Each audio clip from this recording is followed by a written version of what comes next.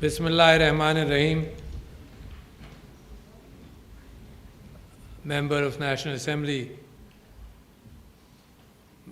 Madam Bazara Saifi Sahiba, Prince Mia Gul Adnan Sahab, my friend,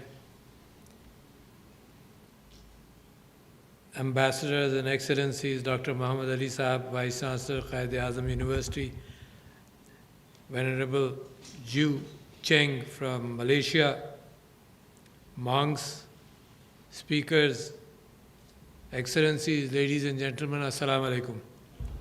It gives me great pleasure to take part in a conference which talks about Buddhism, the archaeological sites of Pakistan, and the fact that more exchange can take place between our people from throughout the world, and symbolically a lot of you are here, and that we can encourage tourism.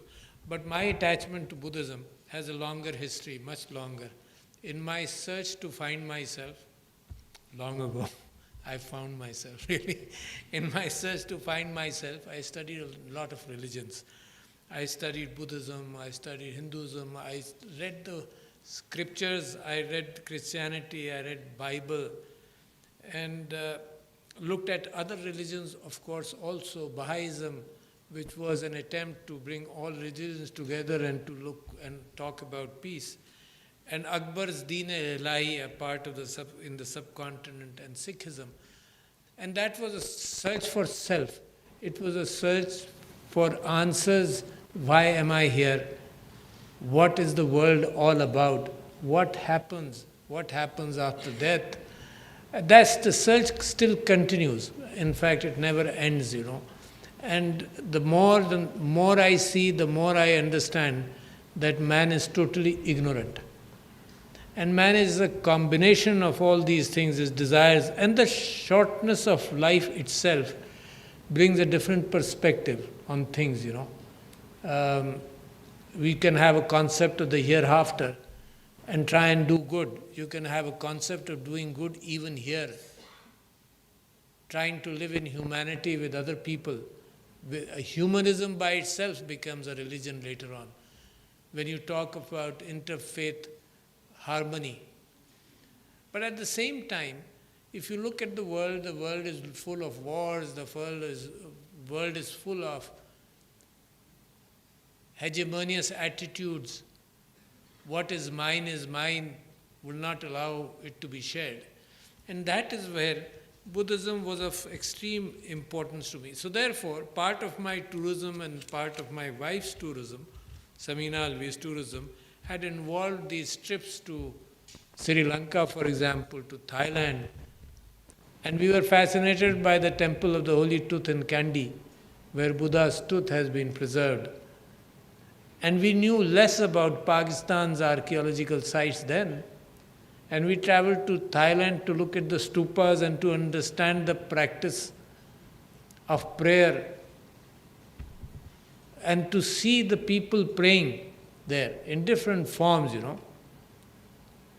Then, interestingly, we decided to go to Tibet. And we reached there. It was a funny, very strange thing which happened. We had a little viral flu when we went into Tibet. And we didn't realize what was happening. As soon as we went to the hotel and our rooms were on the first floor, both of us got tired. And we thought that this must be the virus which we brought from Islam. I think we flew from Islamabad. We have brought this virus from Islamabad. So we rested one day. And the next day we went into the bazaar and again we were tired, so we tried and rested another half a day.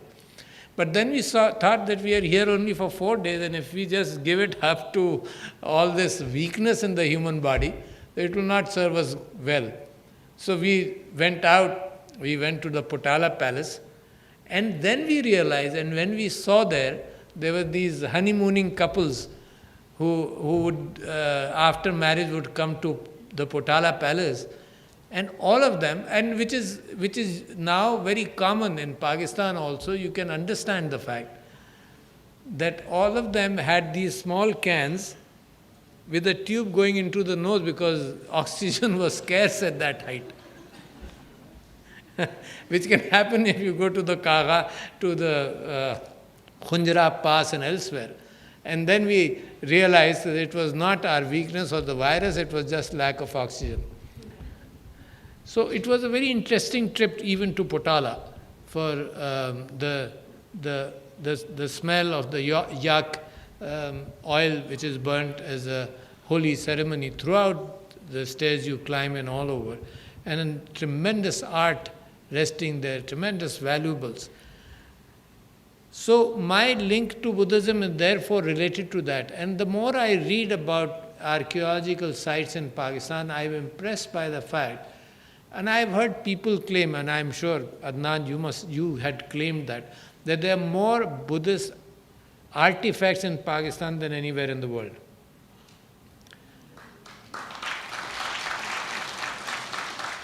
I said, that is very interesting. That is very interesting. And the fact that the spread of Buddhism towards Korea, towards Japan, and to many other regions started from the north, from the Swat Valley, from the Hunza Valley.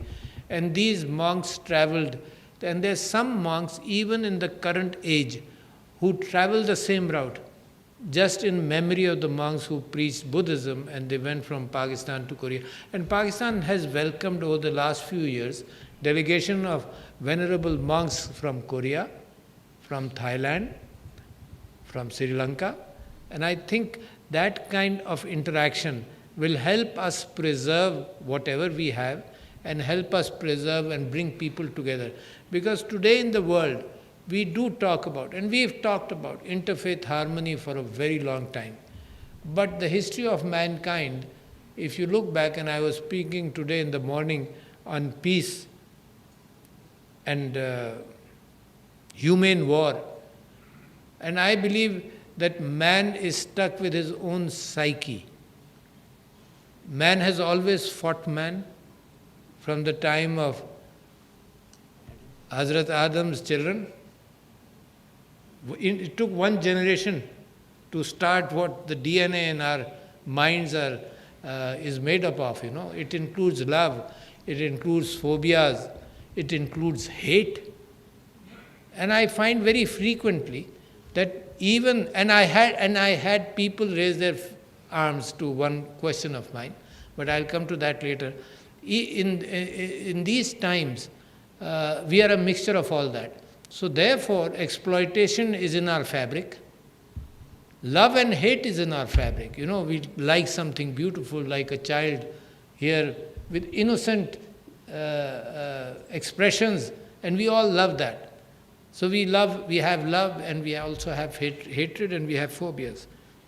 So it is very difficult, and therefore the Buddhist struggle, which I imbibed, was the fact that you can never be satisfied as long you have desires.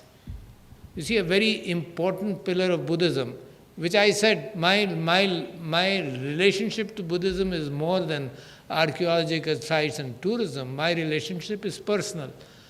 So many other religions talk about it, and Buddhism also has addressed that. That as long as you have desires, you will not have peace. You will not find peace, because desires never end. And I've seen it in my life. My desires never end. And every person comes through that, If you climb this stair, you'll have a desire to go higher. If you get this job, you'll have a desire to go higher. If you have this income, you'll have a desire to go higher. If you have this much power, you'll have a desire to go higher. That, in a lot of minds, creates stress. Why do I say in a lot of minds? Because some people may still find happiness in that. So therefore, there was a shift in a number of religions towards monasticism, towards asceticism, giving up things, pleasures of life. And a lot of religions imbibe that, the fact that you fast and you give up one desire, and not only you give up one desire, you make your body and your mind understand the spirituality even of food. That if it is prevented from you, how do you feel? So Buddha himself practiced that, and he was and all the images of the fasting, Buddha talk about that. That was his search about what the body needs, what does the mind need. Can you give up things in life and still be happy? So that struggle is on with all of you, with me also. And I am surprised by what I find in people.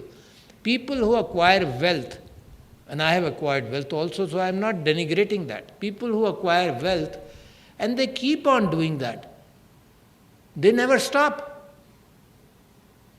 It's an endless thing which doesn't stop. And the richer they are, the hungrier they are. They never stop. And somebody tells me, chalo, iske paas to bahut daulat aa gayi, chalo, ab isko chain pad jayega. It doesn't. In fact, it is, I don't know, in fact, it is an addiction. If I were a doctor, for example, if I were a doctor, and somebody would come and tell me and complain about somebody and say he started eating breakfast in the morning, and this is lunchtime and he's still eating.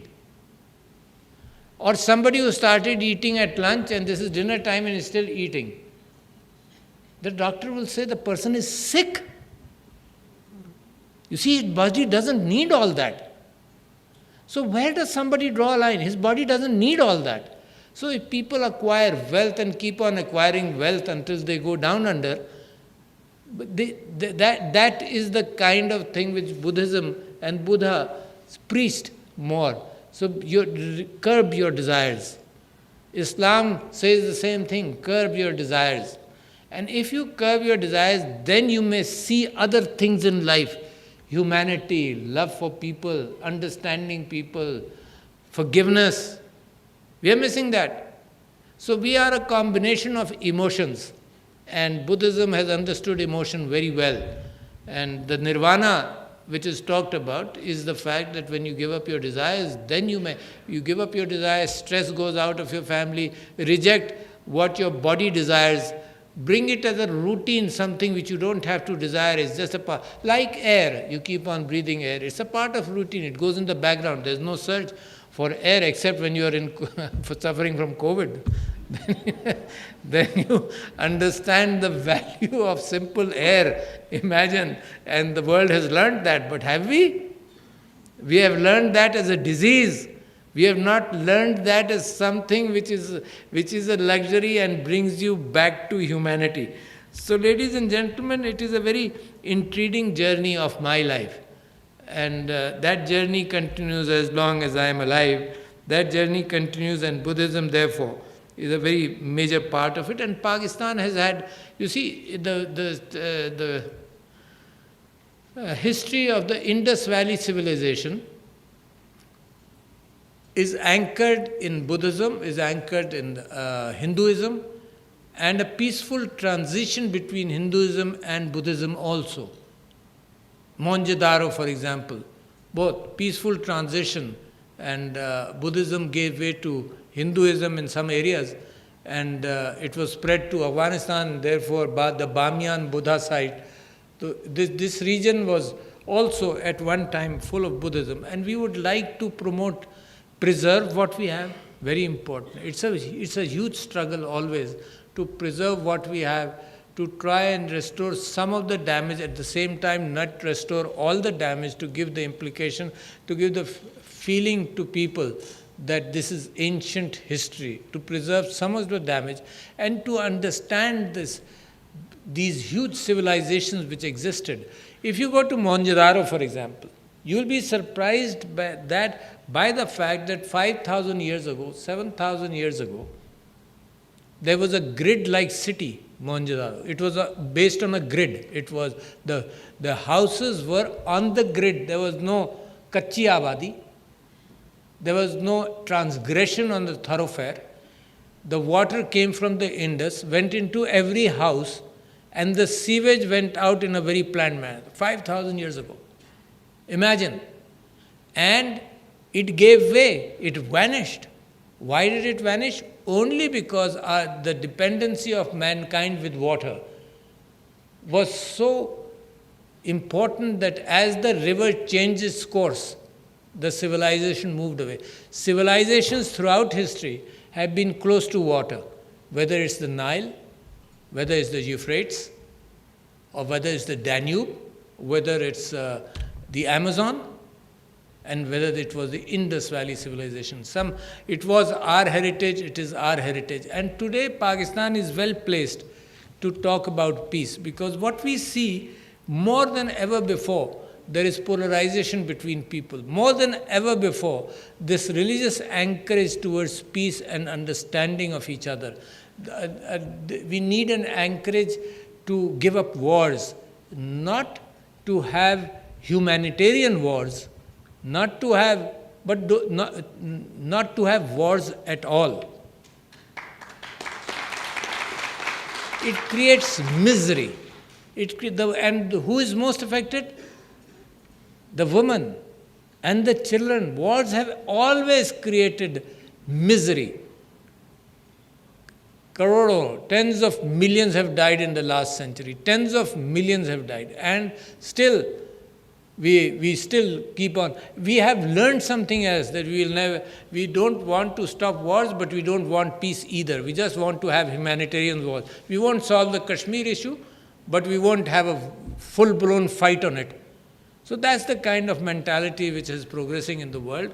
And I believe that going back to peaceful traditions is very important, not for you alone. I asked a question in the morning to the people, because I want you to understand this conflict in the human mind. And I asked a question and asked people to raise their hands. And I'll also ask you here. How many of you get angry? Imagine. The problem is here. We have to manage that. And that by itself is my question for your own reflection. Because anger is against a person. Anger is frustration. Anger leads to reflexes. And I quoted something else also. Those who get angry frequently, like my late father, Allah Ta'ala maghfirat kare, like my late father, he would tell me, and Samina is a good witness, he would tell me that when I get angry, I never say anything bad to anybody, and my anger is in my control, and I knew it was not. So ladies and gentlemen, it's a pleasure to be here and to talk about peace. Thank you.